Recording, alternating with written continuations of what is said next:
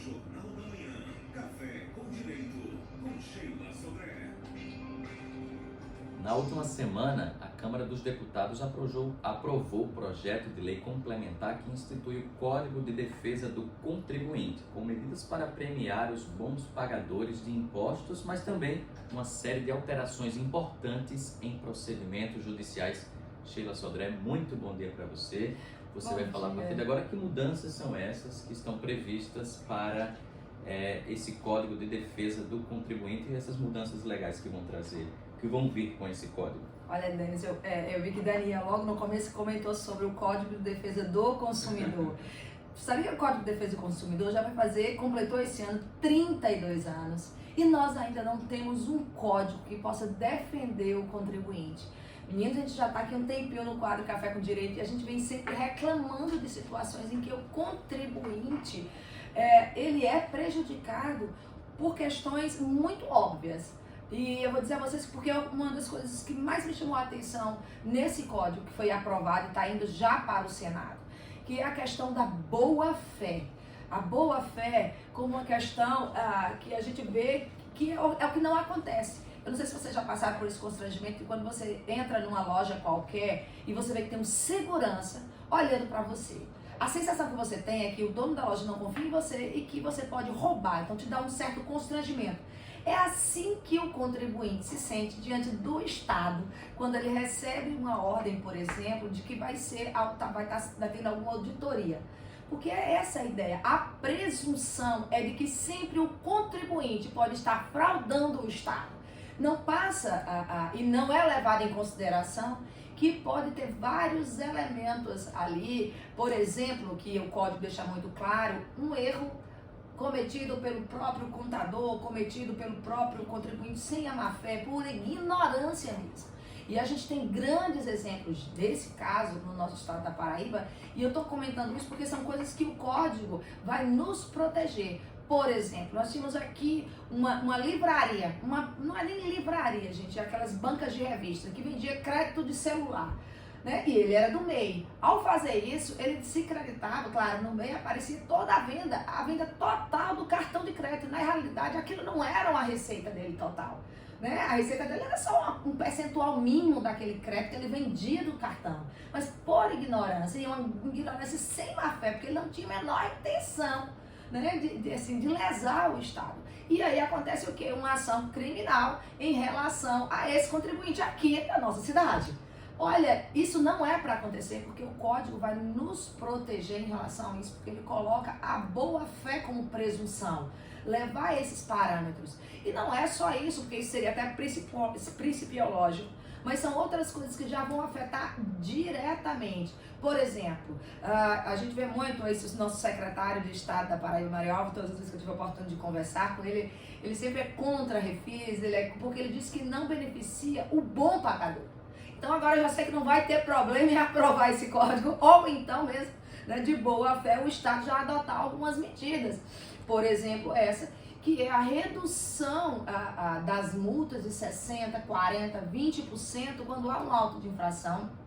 E o contribuinte, antes mesmo de fazer uma defesa, ele reconhece que errou. Então ele pode ter esses descontos progressivos. E tudo isso levando em conta o quê?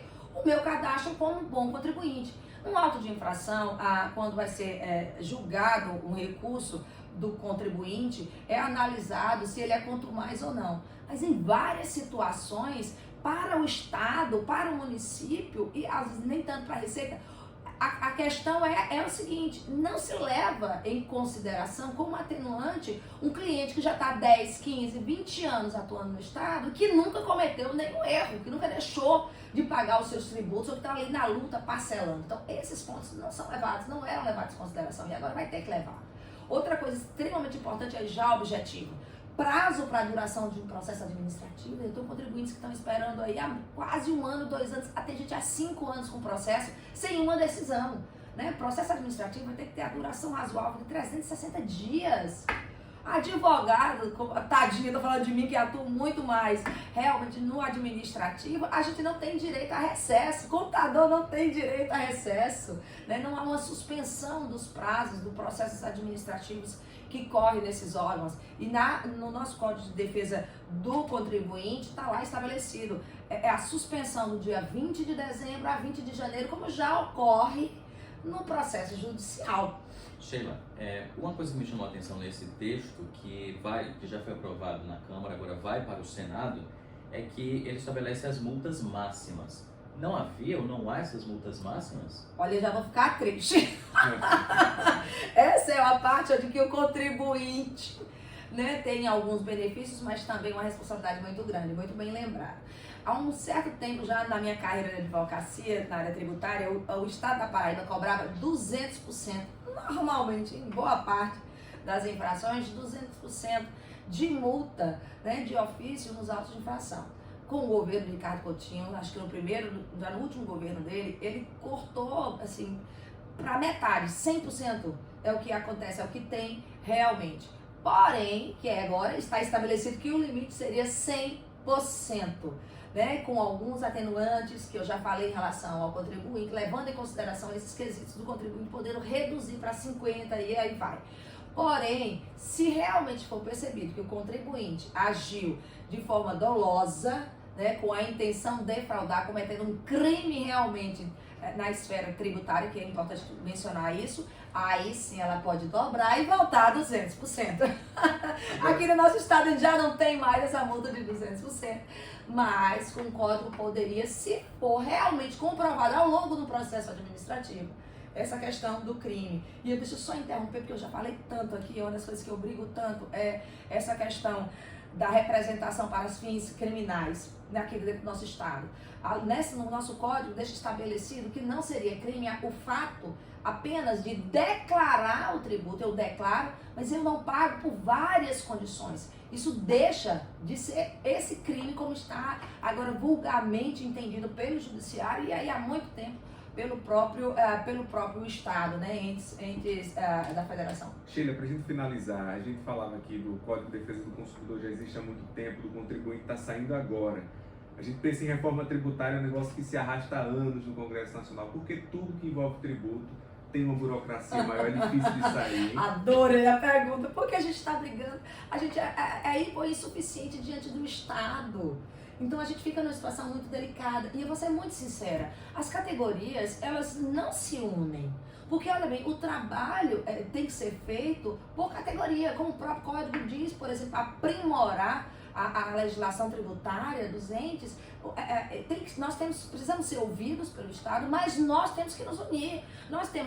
A OAB pode ter agora uma comissão parlamentar para acompanhar esse projeto, para acelerar. A FIEP pode fazer isso, o CRC, os contadores podem montar essa comissão e acompanhar diretamente. Falta e fazer. E eu acredito, porque olha bem, as pessoas, qual é o espaço? Eu sou assim uma privilegiada que estou aqui no espaço que vocês me seguem para estar falando sobre tributo, mas não é comum um horário desse, as pessoas estarem falando de tributo, os empresários não gostam, eles evitam, porque né, às vezes não falta do conhecimento e acham um saco falar, mas é importante se organizar para defender, para que realmente passe, né? Esse nosso código seja realmente efetivado, e a luta vai ser grande, agora tem que ter mobilização. Agora isso não impede, volto a dizer, com esse conhecimento que está muito bem elaborado, tirando algumas observações, poderia ser feito em outro momento, que as fazendas antecipem algumas coisas de boa fé, porque não começar a levar em consideração a boa fé e já antecipando muitas coisas que a gente fica aqui reclamando sempre, dependendo do judiciário. Sheila Sodré, muito obrigado pela participação de hoje no Jornal da Manhã, principalmente hoje que é o seu aniversário. Parabéns pelo seu aniversário. Oi, ficando mais velhinha hoje. Parabéns, muito saúde obrigada, para você meninas. e seja sempre bem-vinda aqui na Jovem Pan João Pessoa. Muito obrigada pela oportunidade.